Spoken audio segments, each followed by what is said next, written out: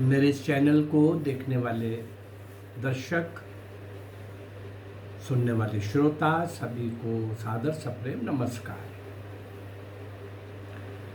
1857 से 1947 वीर मंगल पांडे से सुभाष चंद्र बोस तक का 90 वर्ष का ये काल स्वतंत्रता संग्राम के लिए किन किन क्रांतिकारियों ने किस किस प्रकार से क्या क्या बड़े बड़े कारनामे करके सर्वस्व निछावर कर दिया। और आज हमें कहा जाता है कि आज़ादी दो लोगों ने लेके दी।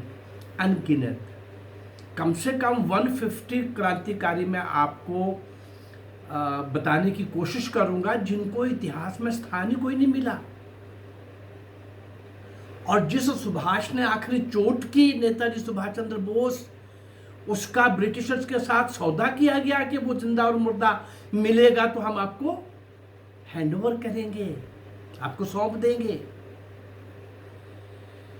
कल हम चर्चा कर रहे थे 1924-25 का, 24-25 का वो कालखंड जब कांग्रेस चर्चा, वार्ता, समझौता, सुविधा पाना इस प्रकार के दौर से गुजर रही थी। तो कैसे बाल गंगाधर तिलक, महाराष्ट्र केसरी शेर बाल गंगाधर तिलक की एंट्री होती है।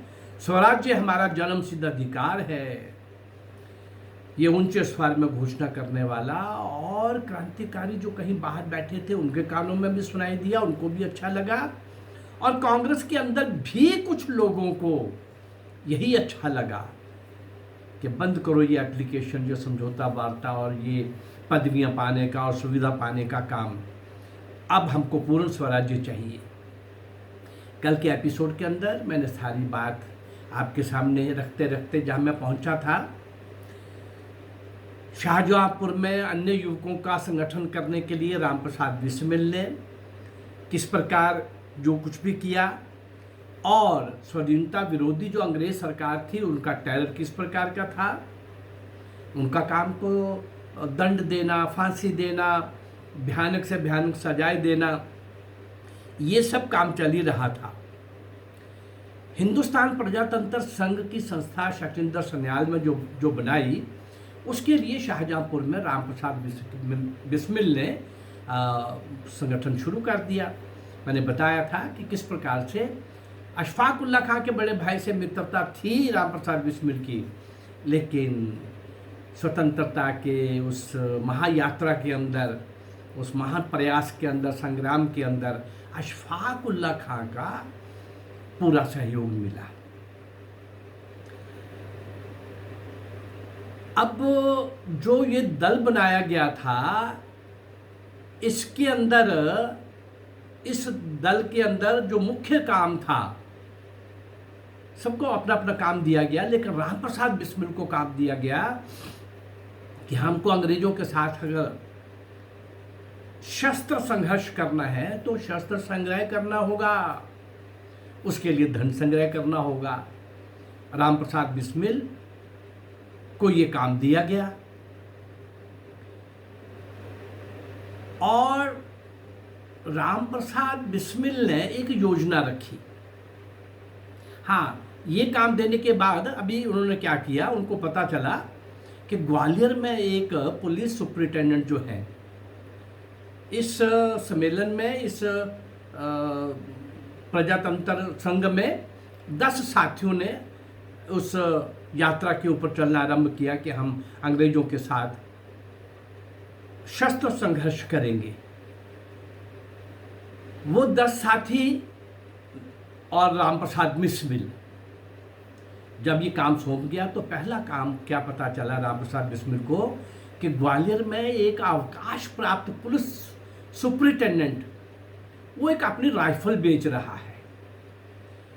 वहाँ गए, वहीं का लोकल नाम रख लिया, राजपूतों का वो इलाका था, उसी प्रकार का बिहेव किया ताकि पता ना चले कि दूर से, बाहर से आए हैं। पुलिस तो पीछे रहती ही रहती थी। वहाँ गए तो राइफल लेने गए थे, लेकिन इन्होंने राइफल के साथ साथ एक माउजर पिस्तौल और एक रिवॉल्वर ये भी वहाँ से ले लिया। और इसके पहले इसके पहले इसके पहले कुछ एक काम कर चुके थे। अब धन संग्रह करना है तो कैसे करना है?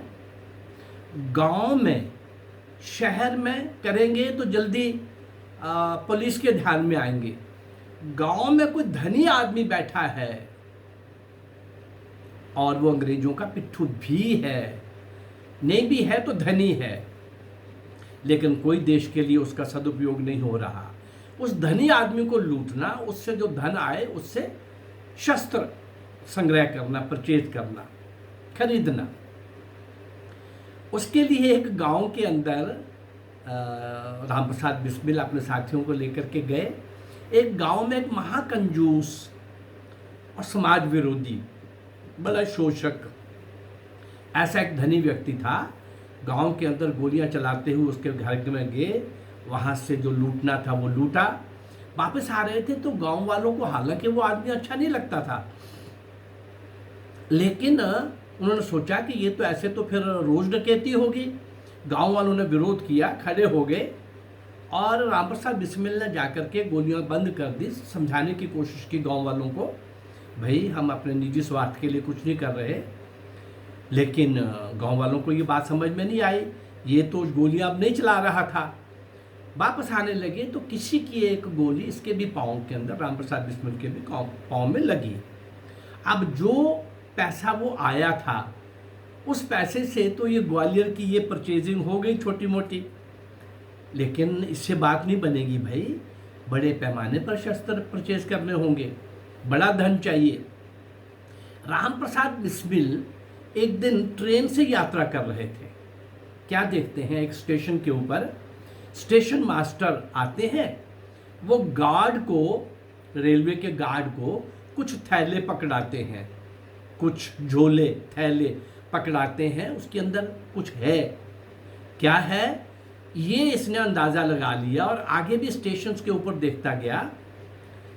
सहारनपुर से लखनऊ तक की इसने यात्रा के अंदर देखा कि हर स्टेशन मास्टर आता है जहां गाड़ी रुकती है, और वो स्टेशन मास्टर क्या देता था, उस स्टेशन की टिकट बुकिंग को, और वो सारा लखनऊ में पैसे आता था।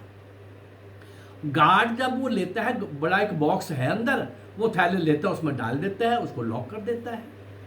ऐसे ही हर स्टेशन के ऊपर चल रहा है। राम प्रसाद बिस्मिल ने जब ये सारा देखा तो उसने हिंदुस्तान प्रजातंत्र संघ की 7 अगस्त 1925 को एक कार्यकारिणी की बैठक बुलाई। उस कार्यकारिणी के अंदर राजेंद्र नाथ लाहिड़ी, शचिंदर सान्याल, मनमथनाथ गुप्त, मुकंदीलाल गुप्त, बनवारी लाल, चंद्रशेखर आजाद, मुरारी लाल, केशव चक्रवर्ती और अशफाक उल्ला खां, ये लोग वहां बैठक के अंदर थे। इन्होंने प्रपोजल रखा बिस्मिल जी ने, भाई ये तो बड़ा अच्छा सरकारी खजाना लूटते हैं, उससे बड़ा धन आएगा। ऐसे गांव में किसी धनी को लूट के भी हमारी बात वो बन नहीं रही। हमको बड़े शस्त्र चाहिए, बड़ी जगहों पर एक साथ हमको इनके ऊपर अटैक करना है, इनको डराना है, इनको दहशत में लाना है, इनको टेरराइज करना है।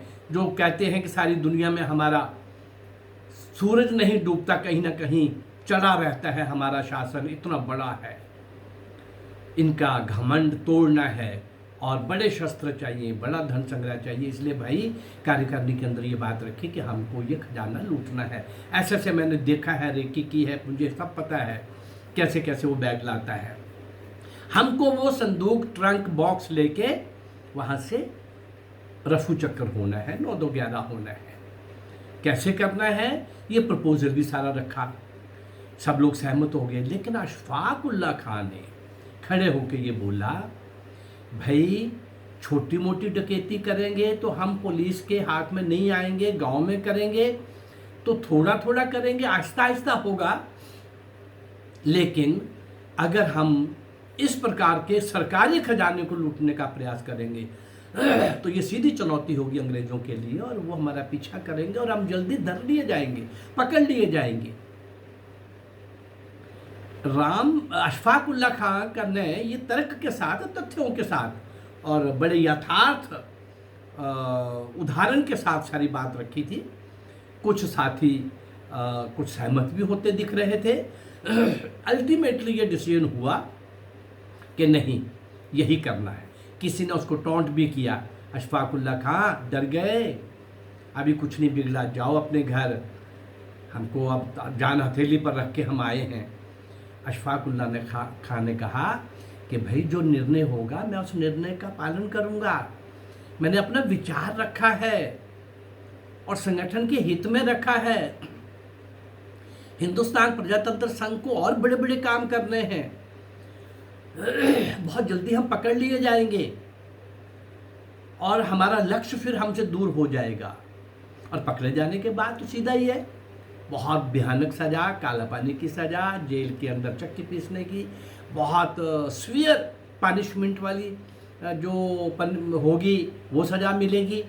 और इस प्रकार से फांसी तो है ही है फिर, तो इतनी जल्दी हमको जाने की जल्दी क्या है भाई, हमको संघर्ष करना है।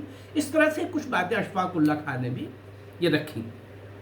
आखिर में निर्णय हुआ कि नहीं, ये एक इजी वे है बड़ा धन संग्रह का और इससे हम बड़े शस्त्र ले सकेंगे। रिस्क लेना चाहिए हमको, इस मार्ग के ऊपर रिस्क तो लेने पड़ेंगे। जो निर्णय हुआ, अशफाकुल्ला खां ने कहा राम प्रसाद बिस्मिल को कि मैं तुम्हारे साथ रहूँगा, तुम इसको लीड कर रहे हो, तय हो गया था, रेकी तुमने की है, सब तुम्हें पता है, और मैं आपके साथ रहूँगा, आपसे दूर नहीं रहूँगा, मिल के करेंगे, कोई बात नहीं, जो निर्णय हो गया है। इस प्रकार से ये सब साथी और तय हो गया कि सहारनपुर से लखनऊ तक की उस ट्रेन के अंदर 3 लोग शाहजहांपुर में बैठेंगे। 3 काकोरी नाम का एक स्थान था, ये काकोरी कांड आगे भी राम प्रसाद बिस्मिल की जीवनी के साथ भी आएगा। काकोरी कांड के नाम से जो बाद में प्रसिद्ध हुआ, ये वो प्लानिंग था और वो ये कांड था।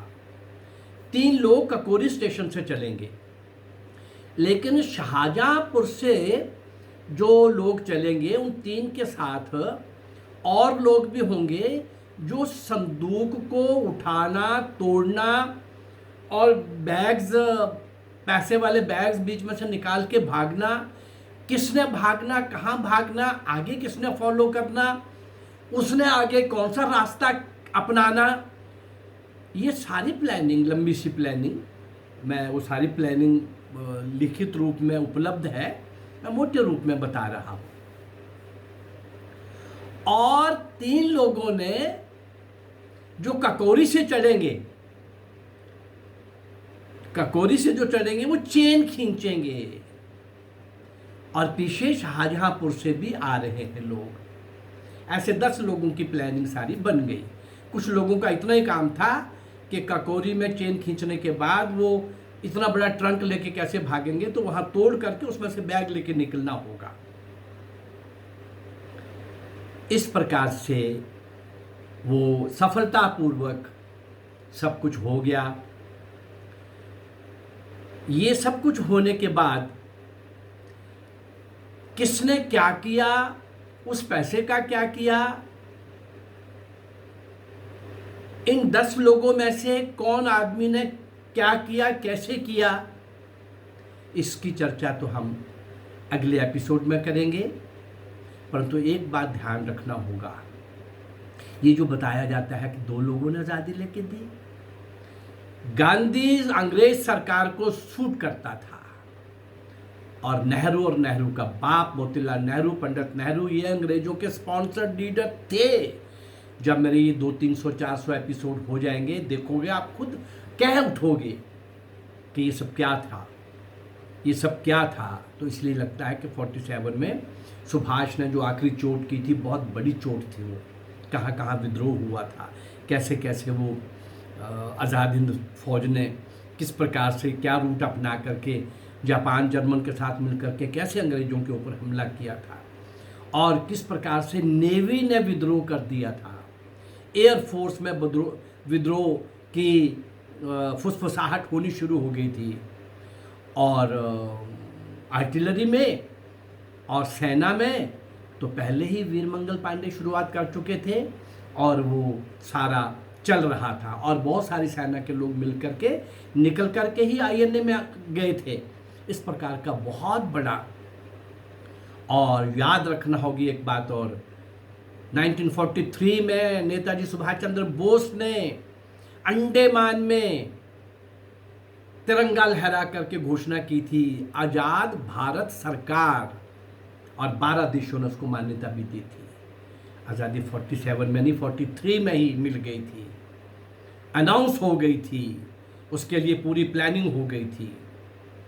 लेकिन जिस तरह से जो आज़ादी मिली और इन कांग्रेस वालों ने जो आज़ादी मिलने से पहले जो कुछ किया और जो बाद में कुछ किया, वो पाप इतने हैं, वो ऐसे काले पृष्ठ हैं, उनकी तरफ अगर हम जाएंगे, देखेंगे, सोचेंगे तो खुद आप अंदाज़ा लगा लेंगे।